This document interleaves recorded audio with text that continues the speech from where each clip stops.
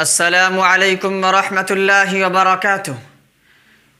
ایمان کے دائرے میں آنے کے بعد اسلام کا جو سب سے بڑا بنیادی رکن ہے وہ نماز ہے۔ نماز کی اہمیت کو کون نہیں جانتا؟ ہم بھی جانتے ہیں اور آپ بھی جانتے ہیں کہ نماز کی اہمیت کیا ہے۔ ہم سب جانتے ہیں کہ نماز ایک ایسی عبادت ہے جس کے بارے میں ہمارے نبی صلی اللہ علیہ وسلم نے فرمایا کہ جو شخص جان بوجھ کر نماز کو چھوڑ دیتا ہے وہ مومن نہیں رہتا بلکہ کافر ہو جاتا ہے۔ اس سے بڑی وعید اور کیا ہو سکتی ہے کہ آدمی کسی چیز کو چھوڑنے کی وجہ سے مومن نہیں رہتا بلکہ کافر ہو جاتا ہے۔ لیکن افسوس کی بات تو یہ ہے کہ نماز کی اتنی فضیلت ہونے کے باوجود، ہمیں نماز کی اہمیت معلوم ہونے کے باوجود ہم نماز میں سستی کرتے ہیں، ہم نماز میں غفلت برتتے ہیں۔ ہم میں سے کچھ لوگ نماز کو جان بوجھ کر ترک کرتے ہیں، چھوڑتے ہیں۔ نماز میں سستی کرنے والے کا انجام کیا ہے؟ آئیے ہم دیکھتے ہیں۔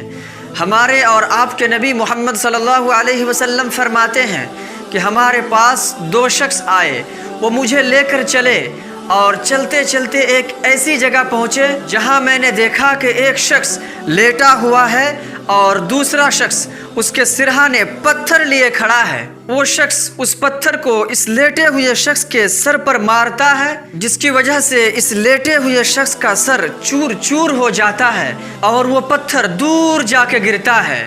پھر پتھر مارنے والا شخص اس پتھر کو اٹھانے کے لیے جاتا ہے، پھر اس پتھر کو اٹھا کر اس لیٹے ہوئے شخص کے پاس لے کر آتا ہے جب تک کہ اس کا سر درست ہو جاتا ہے۔ پھر یہ شخص پتھر کو اٹھا کر زور سے اس شخص کے سر پر مارتا ہے۔ میں نے معلوم کیا کہ یہ کون شخص ہے جسے اس طرح کی سزا دی جا رہی ہے، تو مجھے بتایا گیا کہ یہ وہ شخص ہے جو نماز میں غفلت برت کر سو جایا کرتا تھا۔ اب ہم ذرا سوچیں کہ جو شخص نماز میں سستی کرتا ہے، یعنی جو کہتا ہے کہ ابھی تو وقت ہے ہم بعد میں پڑھ لیں گے، یا وہ کہتا ہے کہ دن بھر کی ساری نمازیں رات میں ایک ساتھ جمع کر کے پڑھ لیں گے، پھر وہ رات میں سو جاتا ہے، یا جب نماز کا وقت ہوتا ہے تو وہ اور کاموں میں مشغول ہو جاتا ہے، پھر وہ کہتا ہے کہ میں تو ابھی مصروف ہوں، جب میں فارغ ہو جاؤں گا تو نماز پڑھ لوں گا۔ وہ شخص جو نماز میں سستی کرتا ہے اس کا انجام یہ ہے کہ بار بار اس کے سر کو پتھر سے کچلا جا رہا ہے۔ تو پھر ذرا سوچیں کہ ہم میں سے وہ جو نماز کو کبھی پڑھتے ہی نہیں، ہم میں سے وہ جو نماز کو چھوڑے ہی جا رہے ہیں، ہم میں سے وہ جو کبھی زندگی میں نماز پڑھے ہی نہیں، ان کا کیا ہوگا؟ حالانکہ ہم سب جانتے ہیں کہ جب قیامت کا دن ہوگا تو سب سے پہلے انسان سے جس عمل کے بارے میں پوچھا جائے گا وہ نماز ہے۔ حضرت عمر رضی اللہ عنہ نے جب اپنے گورنروں کو خط لکھا تو اس میں لکھا کہ تمہاری سب سے اہم چیز جس کا تم خوب خیال رکھو وہ نماز ہے، یعنی تم حکومت بھی کرو، تم انتظام بھی سنبھالو، لیکن اس کا مطلب بالکل یہ نہیں کہ تم نماز مت پڑھو۔ یہ بہانہ اللہ کے یہاں بالکل بھی نہیں چلے گا کہ اے میرے رب، اے میرے پروردگار، میری زندگی بڑی مصروفیت کی زندگی تھی، میرے کئی سارے بال بچے تھے جن کی وجہ سے میں تجھے سجدہ نہ کر سکا، میں آپ کے لیے نمازیں نہ پڑھ سکا۔